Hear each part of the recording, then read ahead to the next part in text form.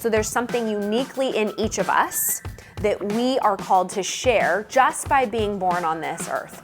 And as coaches, we have this extra desire placed on our hearts where we feel called to do it. Some people just do it without thinking about it, but we actually feel called to do it. We start thinking about niches.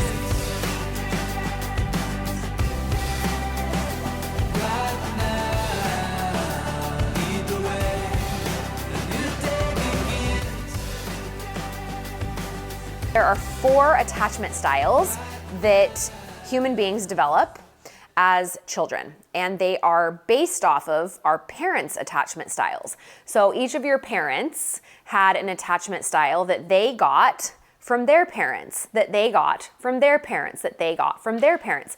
Interestingly enough, in the universe, first of all, everyone has trauma.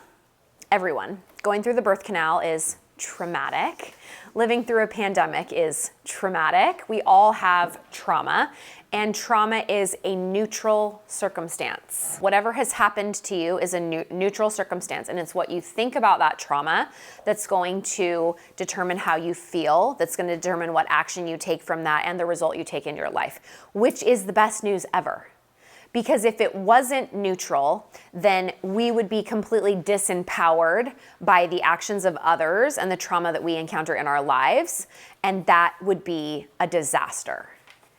You stay as a victim when trauma is not neutral. If you look at yourself, whatever trauma you've been through, whether you've been abused or been in a horrible accident or something happened to you or whatever it was, if it's not neutral, then you're a special case. Which, by the way, if we did a survey, Dr. Paul and I agree that every single person who's been abused or through trauma will tell you, but I'm a special case. But you haven't heard my story. Yes.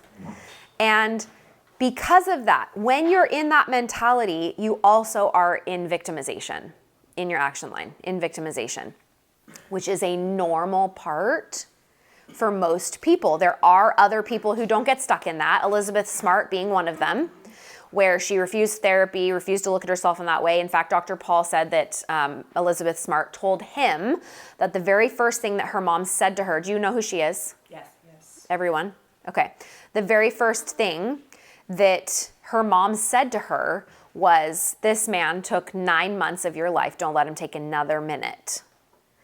And when we tell people about this thing that happened to us and how this did this to us and this is so sad for us and can you believe this? And I've done this.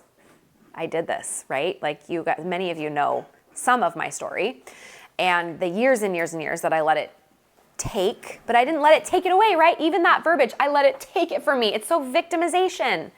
I gave it away freely.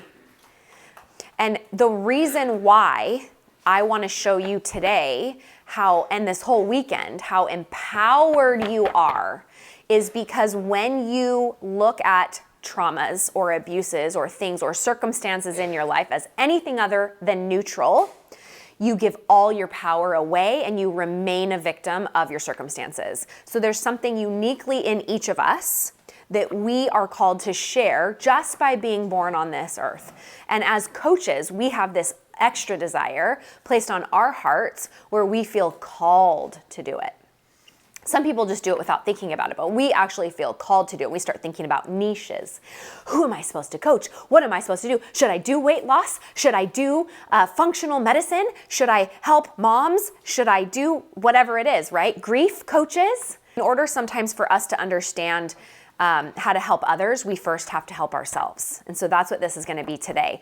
And every single, no matter where you're born on the earth, there are traumatic, intergenerational trauma. Within the trauma community, we talk about this, intergenerational trauma, where World War I would have been traumatic, then slavery, traumatic, and then there is like another world crisis like in Egypt and all of that. So literally everyone on the whole planet, they come down these 3 major traumas in the world, and we're all affected by it, by some sort of something in our genealogy, right? And trauma will affect our attachment styles. Both my parents have blue eyes, And it wasn't until I had my children that I learned that my parents both had dominant blue eyes, because I have a child, well, I have a husband who has brown eyes, and I have a child with brown eyes, but then I have 2 children with blue eyes.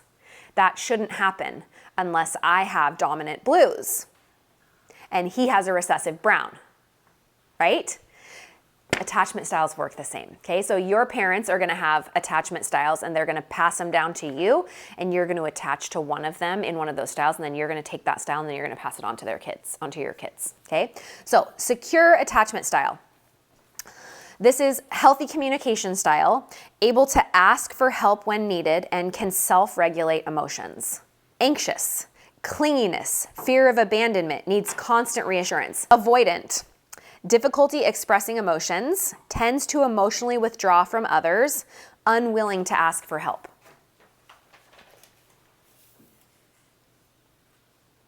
Disorganized, incorporates characteristics of anxious and avoidant styles, fear of rejection but difficulty with intimacy, and low self-worth.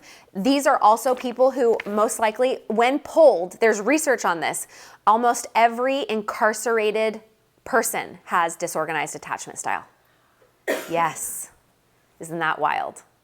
They also tend to have, be like juvenile problems, like get sent to juvenile hall or expelled from school, things like that happen in this disorganized parenting style. No matter what you are, this is not bad. This is neutral. These are facts, and whatever you are, that's what is so amazing about the model, is you can literally look at it and decide what you want to think about it and then change it.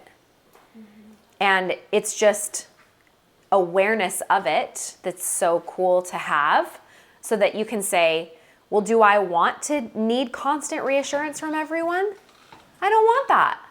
It's really uncomfortable to step out of it, but you can rewire your brain. And that's what I have focused on for myself for the last year. And that's what Master Coach Training was the catalyst for me. That's why I'm like, everybody needs to do this, right? But again, be clear on where you're going and what you're doing, have boundaries, and know that human beings don't like boundaries, ever.